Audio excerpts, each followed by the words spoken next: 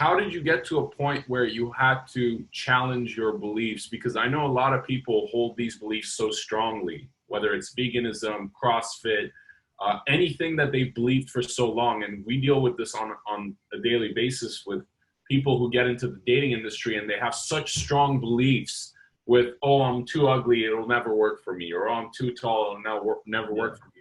So how were you able to get to a point where you're like, no, I need to challenge my beliefs and actually start to think independently?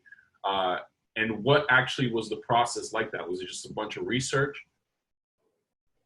So I kind of like, I don't know if you're this way as well, but I'm like a high dopamine person. So I like new experiences. And it was right around the time where I was like, you know, putting that idea in my mind, like I want to travel the world and I think it's possible. And then I thought to myself, if I'm going to go to all the countries in the world, you know, I'm not going to get the full experience of life if I'm not eating the foods of that country. You know, there's no society in human history that's vegan, so you're basically not even going to be eating the food of the place that you're traveling to. So that was one thing. And then another thing was I was around the time where I was just questioning a lot of things. So when I was around 16, I found some videos and went deeper into like atheism. And I was so, at that time, I almost was mad at my family for bringing me up Christian, because it's not true. Like all these religions are just made up, and a lot of them have great parts of it, right? There's a lot of self-development embedded, especially in Protestantism and Christianity. There's so many like self-development concepts and stories and ideas in all religions, which definitely help people. And there's definitely the social aspect of being part of a community that believes that. But it's just not true. At the end of the day, it's made up. It's like fan fiction almost, or whatever. But so at that time I was mad. I was like, why did my family lie to me? But then I realized they didn't lie to me. They actually do believe it. Yeah, and they just thought that was a good thing to bring me up in. So they brought me up in that. I was also brought up in vegetarianism, so I started to question that. And yeah, I looked more into it, and I'm a huge debate person. So I love like exploring like what is the best evidence of X, Y, and Z, and then debating it. And like I have, you know, accounts on debate sites where I literally type out things, and you know, people poke holes in anything you say.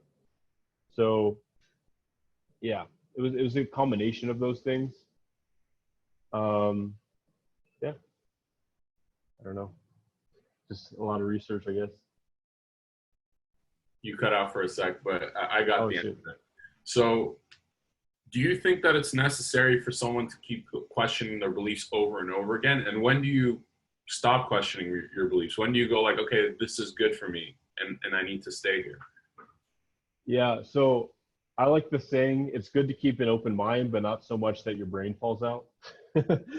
So like, it's good to like be open to new ideas, but and the pinnacle of intelligence, the defining characteristic of intelligence is that you can see an event or an idea from multiple different sides. So for example, I can argue for veganism better than vegans can, right? I can argue the opposite side better than they can. So it's about seeing things from different perspectives. And I don't think you should ever stop questioning your beliefs, but you know, sometimes it's inevitable that they become, you know, part of who you are, right? Like gravity, you know, gravity is, we understand it, you know, and we just assume it's going to work, but you know, and we should assume it's going to work, I guess. But there's some beliefs that become stronger and stronger over time. But dude, the thing that scares the shit out of me is people who go their whole lives believing something, like believing canola oil is healthy or bread is healthy or something like this. And they're 80 years old. They've been, you're living a lie. They're essentially like living with false beliefs.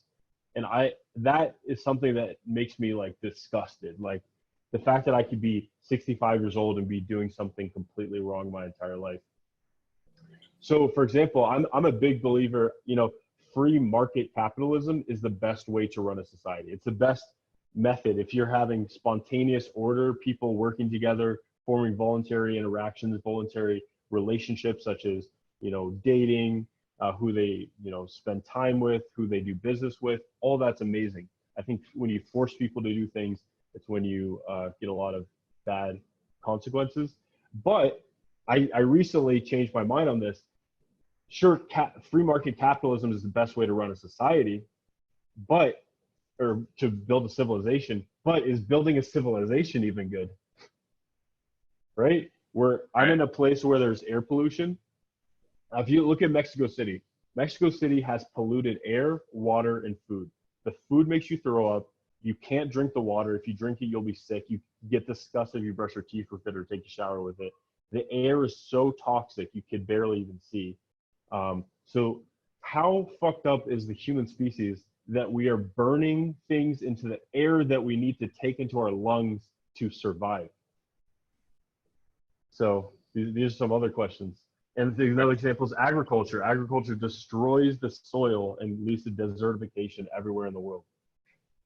Yeah, that's a different, it's like a second perspective of seeing things. So why do you think people spend so much of their life believing one thing? Like, do you think it's just easy for them? Because, dude, sometimes I'll talk to, like, let's say my dad or, like, my parents, and they're in their 60s, they're old as fuck, and, like, it's almost like when I question their beliefs, they're like, you know what? We don't even want to think of that because it's just easy for us now to continue holding this belief. Do you think it's just a matter of convenience? Yep, just easy and comfort, because it is not enjoyable to be told you're wrong. Right? What does your ego want? You're right. You're the best. You're sexy. You're the fucking smartest, coolest person in the world. When you're living a lie or you're believing something that's not true, and then you find out and someone tells you that you're wrong, it does not feel good. It also is very painful and very energy consuming to think about things. And not everyone has time. Think about the average person with a job, with maybe a wife, kids, etc. They don't have that much time to sit down and go, you know what, let me spend 5 hours to think about this belief that I've held for these years. Right? And also a lot of beliefs, even if they're not true, they help bond you to a group. So like drinking alcohol. For me, I don't drink. I don't really judge people who do. But think about the fact that so many people drink, which destroys their health or their testosterone, or leads them to violence or death, or etc. And they just do it because they want to be accepted as part of the group, right? And that's why religions, with how they treat apostates, people who leave the faith, they treat them horribly. They excommunicate them so they can't go into heaven. They cut them off from their family. Like, for Scientology, that's it. Like, they get excommunicated, just done. You don't see your family for the rest of your life. That's intense. But also it builds, do you think there's a part of religion that helps? Dude, I remember I went to, what was it called? It was like Next Level something. It was like this religious. Next Level Trainings? Not Next Level Trainings. That was actually pretty good. But it was, it was some like Christian religious thing. And you go in there and it's like, they're basically throwing a party. And it's epic. You're like, holy shit, there's so much energy. It's like a Tony Robbins seminar. And by the end of it, the pastor or whatever is going like, if you want to care for people, put your hands up. So there I am putting my hand up because I was trying to learn from my mentor, and he's like a super Christian dude. So I'm putting my hand up. He's like, if you love people, keep your hands up. If you do this, and I'm like, dude, I'm not liking this loop, this thought loop of like, yes, yes, yes. And then at the end, like, if you believe in Jesus Christ as your Lord and Savior, keep your hand up. And I'm like, oh shit, I can't. And then I'm holding my hand up, and these people like are now swarming me, going like, oh my God, congratulations. They're like giving me books and gifts. And I'm like, what the fuck is going on? And my mentor at the time like goes like, congratulations, brother. And I'm like, yo, what did I just join? Like, what the fuck is going on?